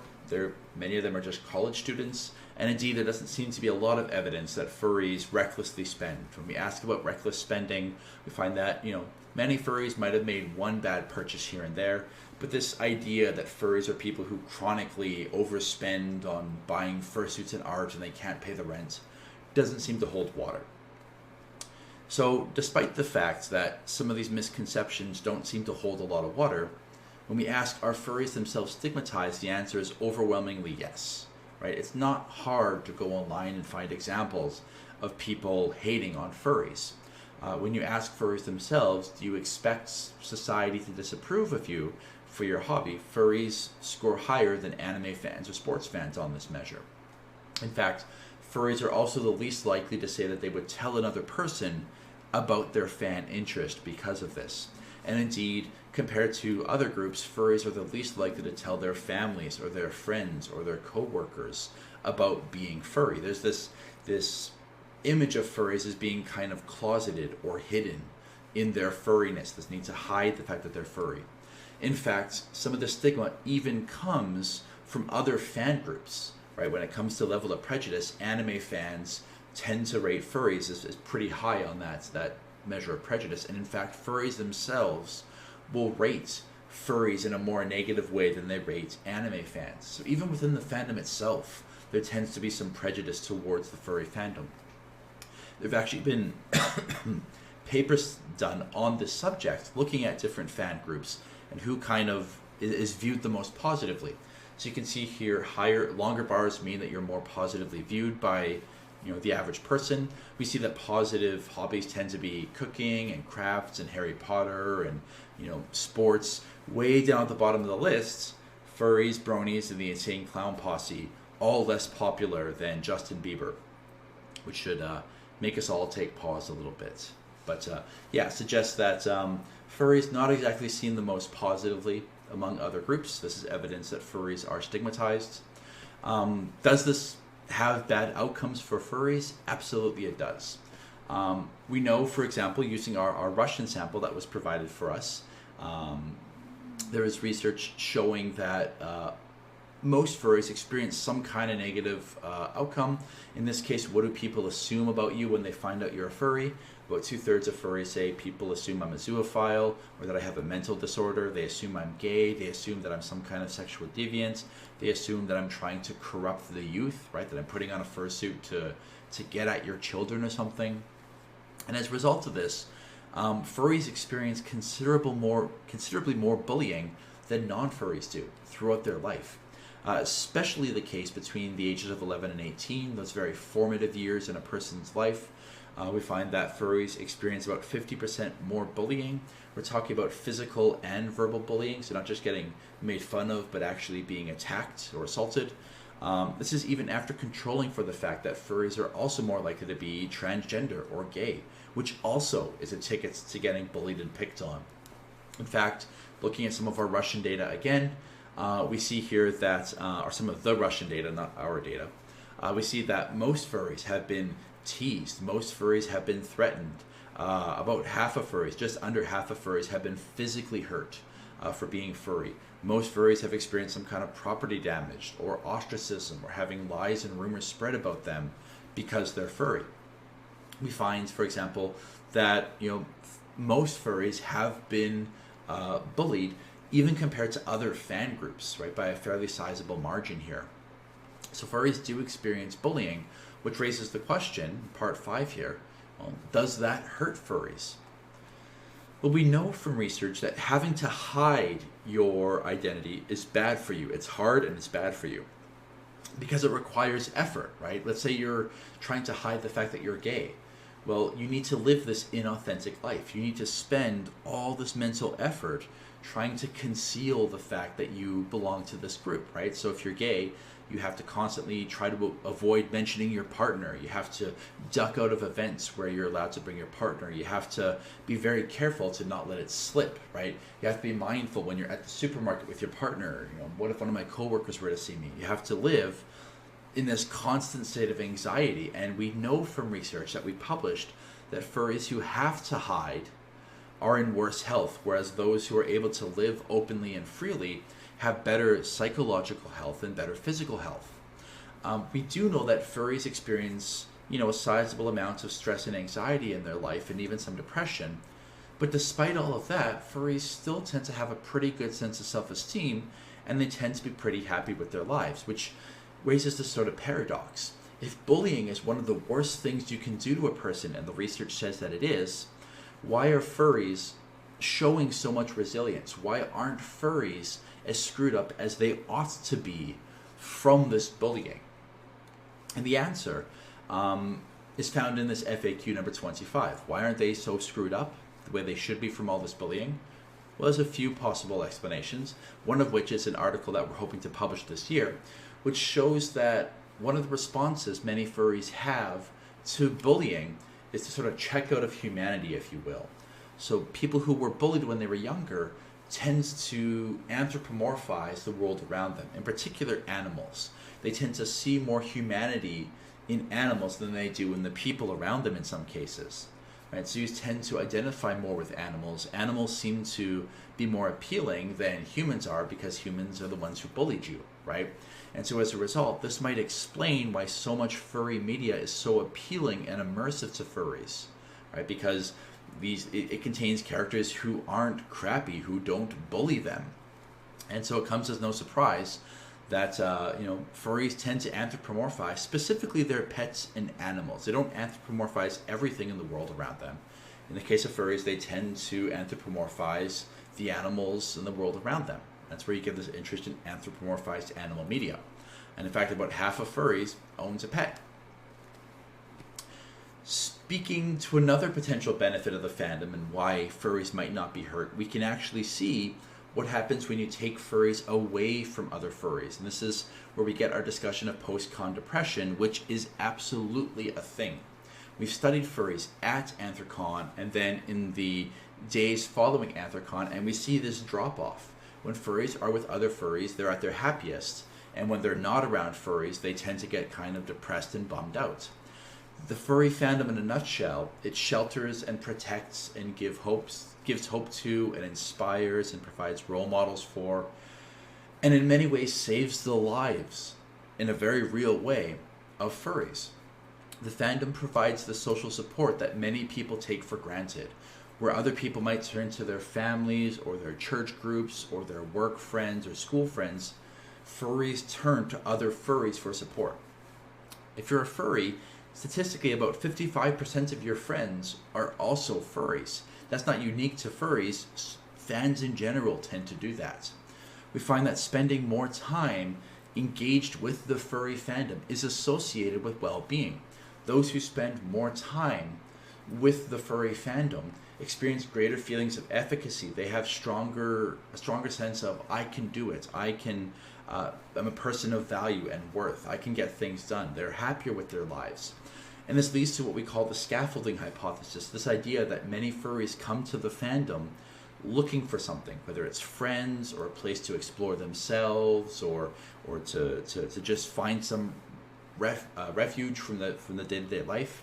And they find it in the fandom, and they use the fandom as a place to help build themselves up, as a scaffolding to help work on themselves.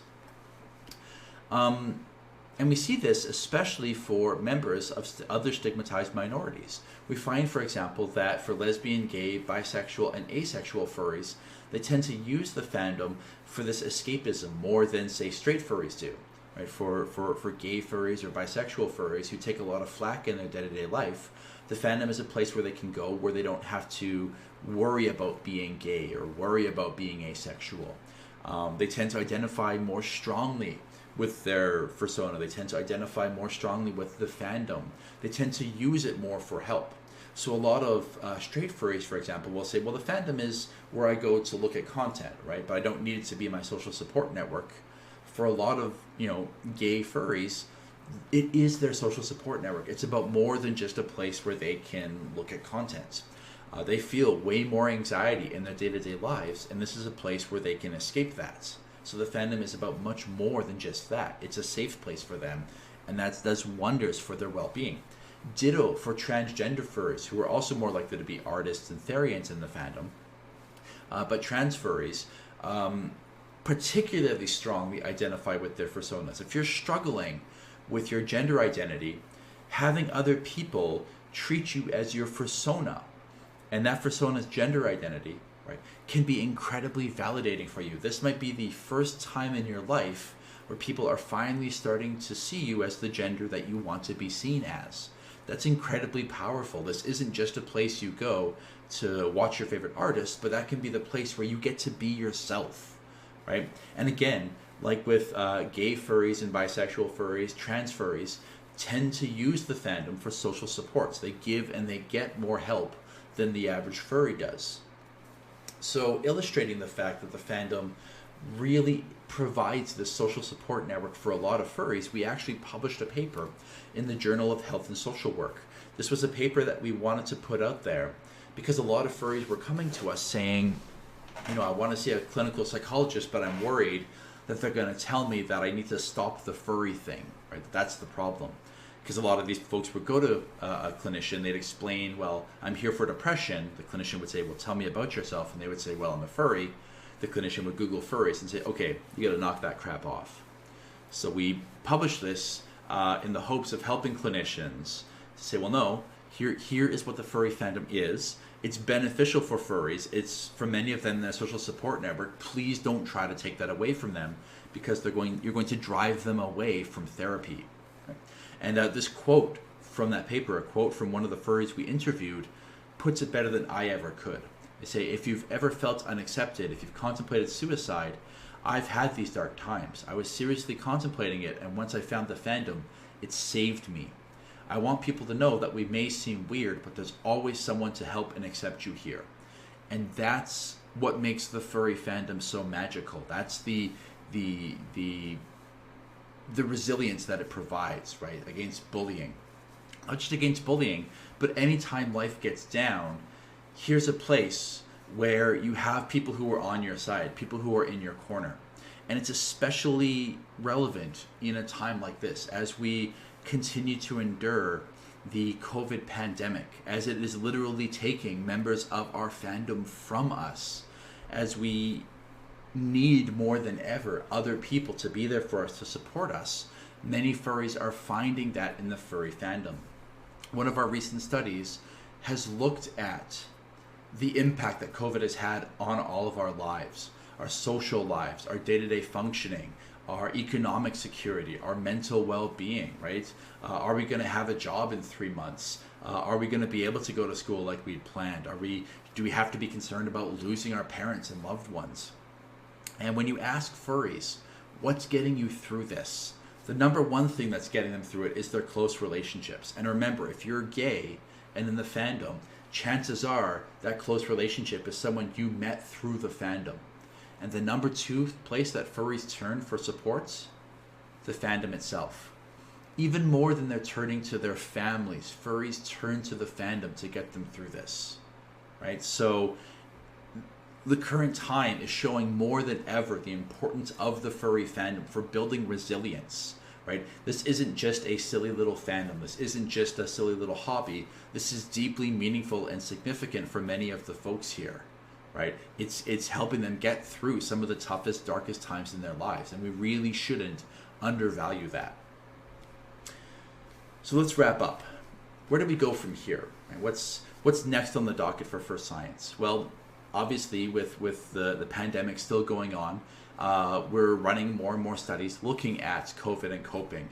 One of my honors students right now at Bishop's University is studying the furry fandom. She's not a furry, but because of my work, she's studying furries, and she's just recently done another study looking at COVID and its effect on furries and how furries are coping with it, and specifically testing whether furries use the fandom as a source of coping. As I mentioned before, we are currently in the process of working with scholars who specialize in qualitative methods and who specialize in methods that are different from our own, to try to understand the experience of groups that we've often overlooked in our own work. So specifically experiences of BIPOC furries, the experience of trans furries, folks who often slip through the cracks when you look at aggregated data.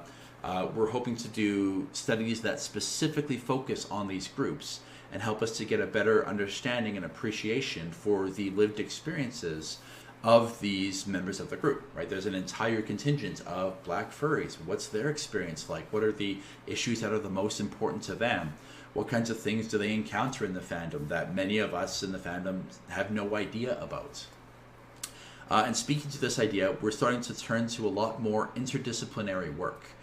We spent a lot of time kind of in our social psychology bubble, and we're reaching out to historians and interdisciplinary researchers and anthropologists to get a much broader perspective on some of these questions, right? Going all the way back to questions like, what does it mean to be a furry?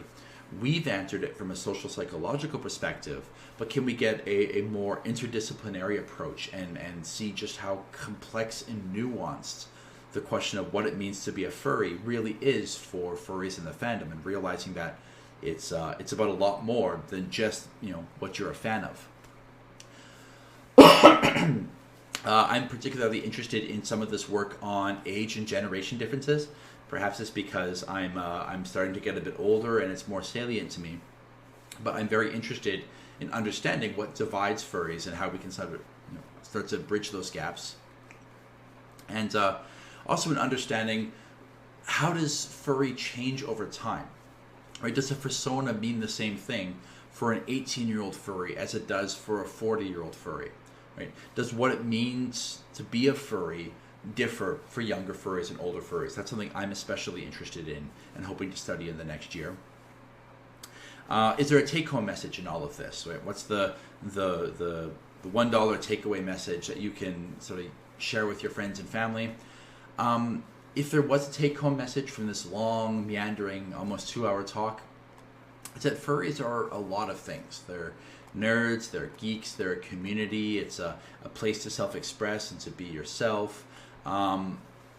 Most of all, it's kind of weird, and that's okay. A lot of people bristle and cringe when I describe furry as weird. They say, oh, you can't say that, right? Weird is bad. And I want to take back weird. I want to reclaim weird and say, no, furries are statistically aberrant. Statistically, most people are not furries, right? But just because we're different doesn't mean that we are bad, right? We have an unusual hobby, and I think that's great. I think that unusual hobby is what binds us. It's what brings us together. It's what allows us to marvel in the things that make us all different, but also see the similarity despite these differences. I think that's wonderful, and I think we should embrace the weirdness of the fandom and say, yeah, we're weird, and that's kind of awesome. And yeah, we're nerds and we're geeks, and we're going to rule the world someday, right? Nerds and geeks are getting their rightful place as the drivers of technology in the future. I think we should embrace that. Where can I learn more about the fandom? This is where we get into the shameless self-promotion. If you go to our website, furscience.com, all of this data is made available there. You can access our book, which is a few years out of print. I'm hoping in a few years out of date. I'm hoping to update that in the next year or two with a sort of 10 year anniversary edition, which will be much better than the previous one. If you want to play a part in any of our future surveys, go to furscience.com. Follow us on Twitter at Furscience or on YouTube, where we make all of this, or on Facebook as well. Anytime we have a new study, we post links to it there. Whenever we do a talk, whenever we do a presentation of our results or publish a new paper, we make all of it available there. If you want to ask us questions about things to study in the future, you can contact us there or on Twitter. You can email me cplante@ubishops.ca. You can email me with questions if you want us to study something in the future. And I guess I just want to say thank you, a heartfelt thank you here. I got tenure. Yay! Which is a big deal for a scholar.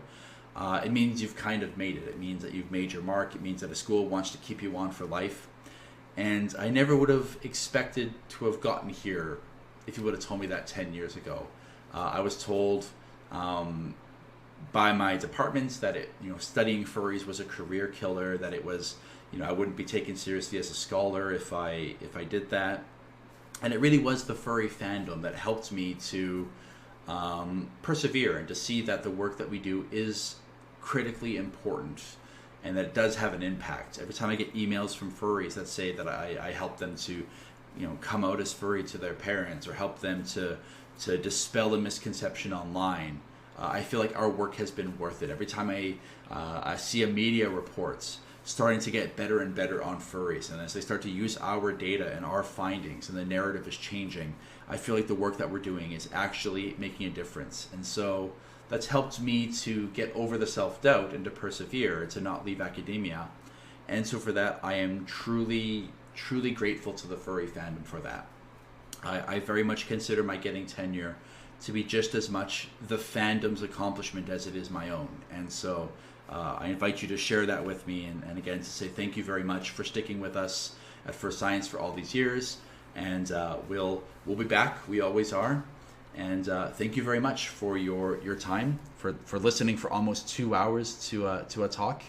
And hopefully I will see you in person next year. So thanks for watching.